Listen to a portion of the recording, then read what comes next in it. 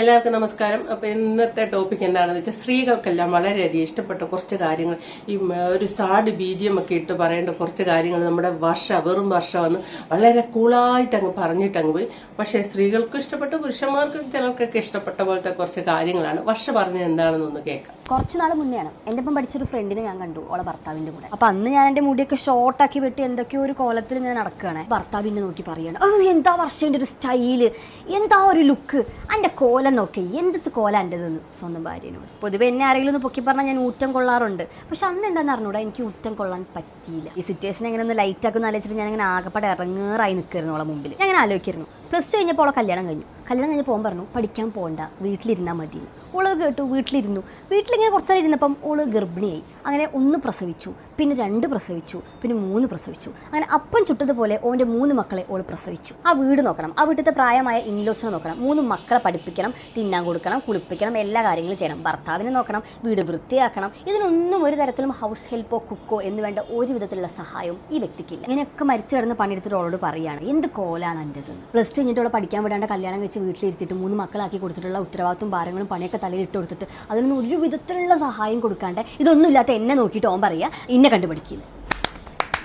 Super. പിന്നെ കേൾക്കുന്ന ഒരു കാര്യമാണ്, 1.5 മിനിറ്റ് റീലും 1/2 മണിക്കൂർ യൂട്യൂബ് വ്ളോഗൊക്കെ കണ്ടിട്ട് എൻ്റെ ഭാര്യ ഇങ്ങനെയല്ല, എൻ്റെ ഭാര്യ ഇത്ര പെർഫെക്റ്റ് അല്ല, എൻ്റെ ഭാര്യയ്ക്ക് ഇത്ര വൃത്തിയില്ല, എൻ്റെ ഭാര്യ ഇത് നന്നായിട്ട് കുക്ക് ചെയ്യില്ല, എൻ്റെ അമ്മ ഇങ്ങനെയല്ല, എൻ്റെ അച്ഛൻ ഇങ്ങനെയല്ല, എൻ്റെ ഭർത്താവ് ഇങ്ങനെ, എൻ്റെ മറ്റോൻ ഇങ്ങനെയല്ല.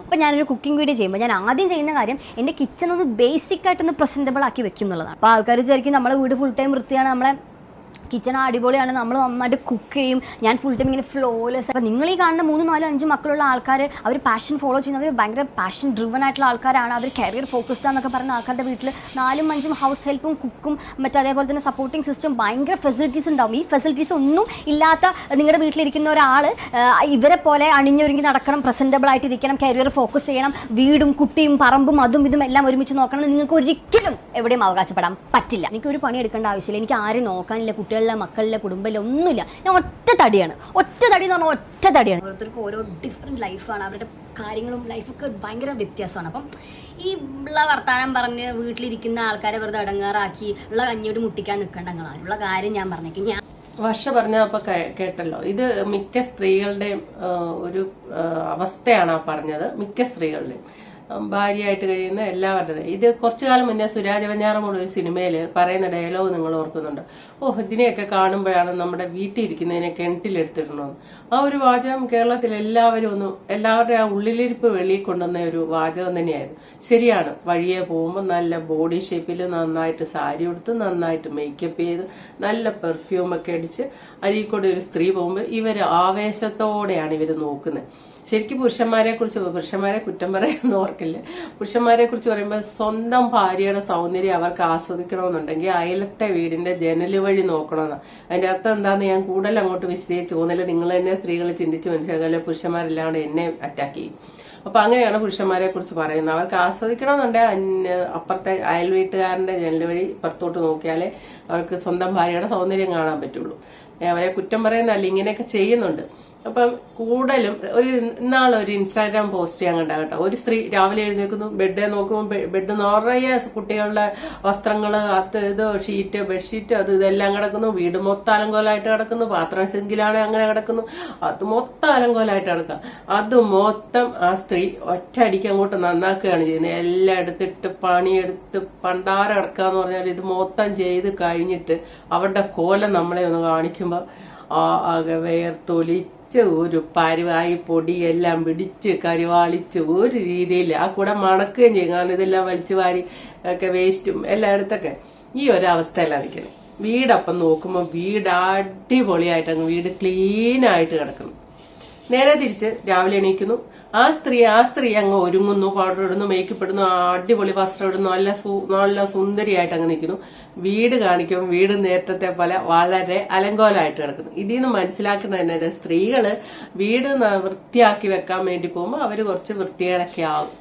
ഇപ്പൊ ഉള്ള ശരിക്കും പറഞ്ഞാൽ വേറൊരു കാര്യം പറയുകയാണെങ്കിൽ സ്ത്രീകൾക്ക് തന്നെ ഒരു മനോരോഗമുണ്ട്. അതായത് ഈ കുട്ടികളുടെ ചെറുപ്പകാലത്ത് കുട്ടികളുടെ കാര്യവും കുട്ടികളുടെ വിദ്യാഭ്യാസം ഇതിനൊക്കെ പുറകെ ഓടുന്നു, ഭർത്താവിന്റെ ജോലി ഇതെല്ലാം കഴിഞ്ഞ് ഏകദേശം ഒരു റിട്ടയർഡ് ആവുന്ന ഒരു ഇതാകുമ്പോൾ ഇവർക്ക് സത്യത്തിൽ ഒന്നും ചെയ്യാനില്ലാവരും ഇവരിപ്പോ എന്താ ചെയ്യാന്ന് ചോദിച്ചാൽ തൂത്തുമണിക്ക് വീട് പിന്നെയും തൂത്തുമണിക്ക് വെച്ചോണ്ടിരുന്നിട്ട് ഈ പണിയെല്ലാം കഴിഞ്ഞിട്ട് രാവിലെ സർവത്ര പണി കഴിഞ്ഞിട്ട് രാവിലെ ഫുഡ് കഴിക്കുന്ന ഒരു സീനുണ്ട്. ആ ഫുഡ് കഴിക്കുമ്പോൾ ഒരു സംതൃപ്തിയാ.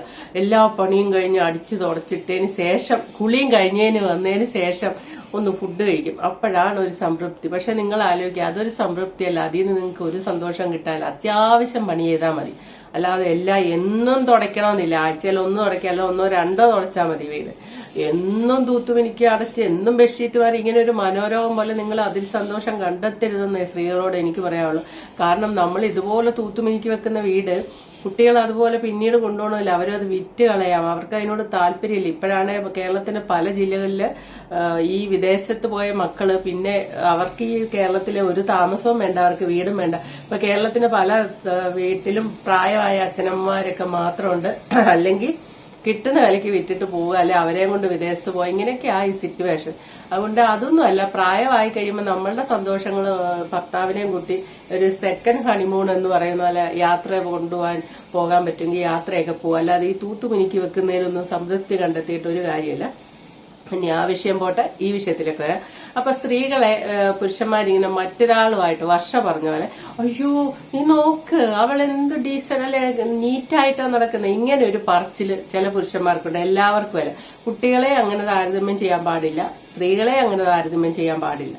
അത് വർഷ പറഞ്ഞാണ് അതിന്റെ ശരി. അങ്ങനെ കഴിയുന്ന സ്ത്രീകളുണ്ടെങ്കിൽ അത് വർഷ പറഞ്ഞ പോലെ അവരെ ആ രീതിയാണ്. കല്യാണം കഴിഞ്ഞിട്ടില്ല, പ്രസവിച്ചിട്ടില്ല, അങ്ങനെ എല്ലാം വ്യത്യാസമുണ്ട്. നമ്മളുടെ ഒരു പ്രസവം, ഒറ്റ പ്രസവം കഴിയുന്നതോടുകൂടി തന്നെ ബോഡിക്ക് നല്ല മാറ്റം വരും. ഇപ്പോഴത്തെ പെൺകുട്ടികൾ ആ മാറ്റം വരാതിരിക്കാൻ വേണ്ടി ജിമ്മിൽ പോയി കിടന്ന് വളരെ കഷ്ടപ്പെടുന്നുണ്ട്. അത് വിജയിക്കുന്നുണ്ട് കേട്ടോ, കുറെയൊക്കെ വിജയിക്കുന്നുണ്ട്.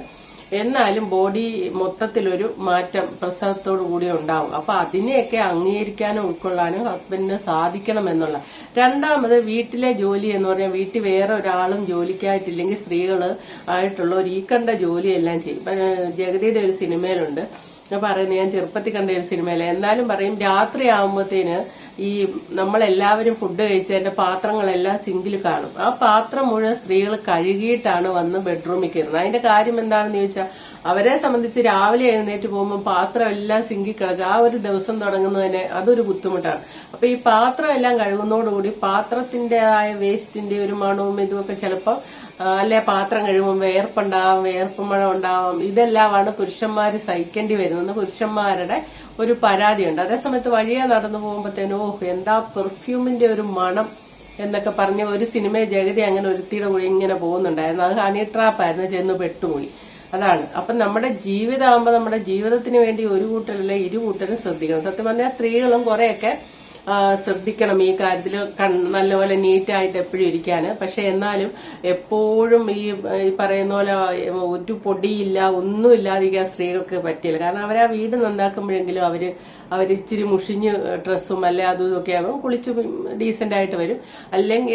അല്ലെങ്കിൽ പിന്നെ ഈ രാത്രി ഇടുന്ന പാത്രം രാവിലെ കഴുകാന്ന് വെച്ചാൽ അതും ഒരു ബോറം പരിപാടി. അപ്പം ശരീരത്തിൽ അധികം ഒന്നും ഇതുപോലെ ആകാത്ത രീതിയിലുള്ള ഇതൊക്കെ ഉണ്ടല്ലോ, കോട്ടൊക്കെ ഇട്ടേച്ച് അങ്ങനെയൊക്കെ കഴുകാതെ സ്ത്രീകൾ ശ്രദ്ധിക്കുക, പുരുഷന്മാരെ അത്ര ബോറടിപ്പിക്കുക.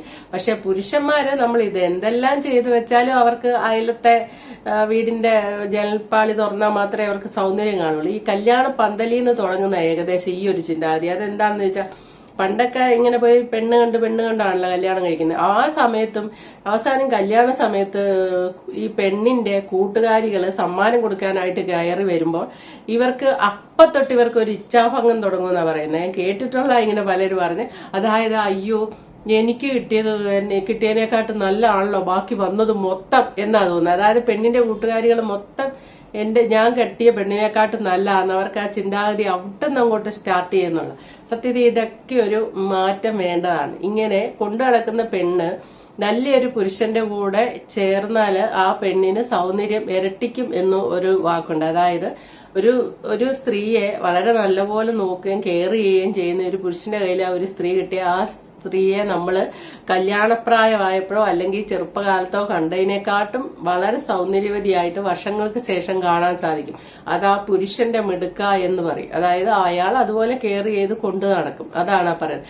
അതല്ലാതെ കെയർ ചെയ്യത്തൂല, 3-4 പേരും പറ്റൂ, വീട്ടുകാരെ മുഴുവൻ നോക്കണം, വീട്ടിലെ അടുക്കളപ്പണി സർവ്വതും ചെയ്യണം, ഒന്നും ചെയ്യാതെ മേശപ്പുറത്ത് വെറുതെ വന്ന് ആഹാരം കഴിക്കാൻ വന്നിരിക്കുക, ഉണ്ടാക്കി വെച്ചതിന് 100 കുറ്റങ്ങളും പറഞ്ഞേച്ച് പോയിട്ട് വെളിയിൽ ഇറങ്ങിയിട്ട് മറ്റൊരാളുടെ കയ്യോ കാലോ അയ്യോ അവരെന്തോ നീറ്റായിട്ടിരിക്കുന്നു, നീ എന്താടി ഇങ്ങനെ ഇരിക്കുന്നത്. അല്ലെ ഈ സുരാജ് വെഞ്ഞാറമോട് പറഞ്ഞാല് ചില ഇപ്പം മിക്കതിലുണ്ട്. ഈ മിക്ക പുരുഷന്മാരുടെ രീതി എങ്ങനെയാ വെച്ചാൽ ഈ കല്യാണം കഴിക്കാത്തതൊക്കെ പെൺപിള്ളേർ നല്ല ബോഡി ഷേപ്പ് അവർക്കുണ്ടാവും. ഏത് പെൺകുട്ടികൾക്കും ഉണ്ടാവും. ഒരു 20 വയസ്സിലൊക്കെ മറ്റേ കലാഭവൻ മണിയുടെ പാട്ടിന്റെ വരികൾ ഓർക്കുന്നില്ല, വരിക്കച്ചക്കയുടെ ചോള കണക്കിന് ചൂചൂത്തൊരു കല്യാണിന്ന് ആ രീതിയിലിരിക്കും പെൺകുട്ടികൾ, വരിക്കച്ചക്കയുടെ ചോള പോലെ. അത് കണ്ടേച്ച് ഇങ്ങോട്ട് എന്റെ വീട്ടിൽ ഉണ്ടൊരു സാധനം ഇങ്ങനെ പറയുന്നത് ഒരിക്കലും ശരിയല്ല. നിങ്ങളുടെ കൂടെ വന്നതിന് ശേഷം അവരും ആ പ്രായത്തിൽ അതുപോലെയൊക്കെ തന്നെ ഇരുന്നാണ്. നിങ്ങളുടെ കൂടെ വന്നതിന് ശേഷം നിങ്ങളുടെ മക്കളെ പ്രസവിച്ചിട്ടും നിങ്ങളുടെ വീട് നോക്കിയതിന്റെയും ഫലമായിട്ടാണ് അവരിപ്പോ ഇങ്ങനെ മാറിയെന്ന് ഉള്ള സത്യം ഉൾക്കൊള്ളാൻ പറ്റണം. അപ്പോൾ ഏറ്റവും നല്ല ഒരു വർഷ പറഞ്ഞ പോലത്തെ എന്താണെന്ന് ചോദിച്ചാൽ സ്വന്തം പുരുഷൻ ഇങ്ങനെ കമ്പയർ ചെയ്യാതിരിക്കുക. അതോടൊപ്പം സ്വന്തം ഭാര്യയെ 4 ആളുടെ മുന്നിൽ ഇറങ്ങുമ്പോൾ അവള് നല്ല ഭംഗിയുള്ള ഒരു സ്ത്രീ ആയിട്ടിരിക്കുന്നത് അതിനുള്ളത് നിങ്ങൾ തന്നെയാണ് ചെയ്യേണ്ടത്. വീട്ടിലാണെങ്കിലും അത്യാവശ്യം ജോലി ഹെൽപ്പ് ചെയ്യുക, അല്ലെ വേലക്കാരെ നിർത്തുക. അതോടൊപ്പം ബോഡി ഷേപ്പ് ഒക്കെ കീപ്പ് ചെയ്യണമെന്നുണ്ടെങ്കിൽ നിങ്ങൾ ജിമ്മിലൊക്കെ വിടുക.